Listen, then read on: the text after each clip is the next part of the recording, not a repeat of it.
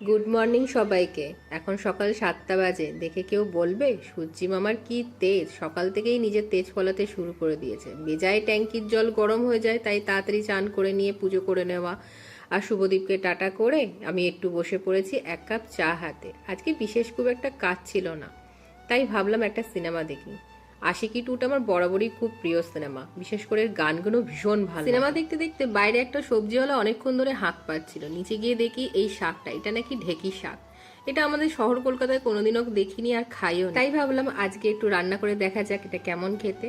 সাথে বেল, আম আর লেবু কিনে চলে এসেছিলাম ওপরে। কালকে নিয়ে আসা যে গ্রসারিগুলো ছিল না, সেগুলোকে একে একে ঢেলে রাখলাম। তো চারিদিকে পিঁপড়ে হচ্ছে, এই জিনিসগুলোকে বাইরে খুলে রাখার উপায় নেই। একটু গুড় জল করে ফ্রিজে রেখেছিলাম। এমনি গরমে না জল খেতে বেশি ভালো লাগে না, একটু ফ্লেভারওয়ালা জল হলে ভাল লাগে। বেলে শরবতটা বানিয়ে নিয়েছিলাম। লাঞ্চে আজকে ছিল ভাত, শাক ভাজাটা, ডাল